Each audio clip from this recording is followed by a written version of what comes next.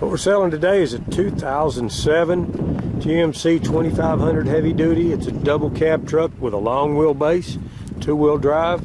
The truck is a 6.6 Duramax diesel with an Allison automatic transmission. We've had the truck here on the farm 3 or 4 years. Our employee had been driving it, and he's upgraded a little bit, and we're going to sell this truck. It's a pretty clean little truck. As I go around it here, tires are probably 60%. It's not rusty. It's got some dents and dings in it. This truck was originally a construction company, a bridge company here in town. It was under their maintenance. Bed and the tailgate work. It's got a hitch down here. It doesn't have a gooseneck hitch in the bed. I don't think it's ever pulled a gooseneck trailer.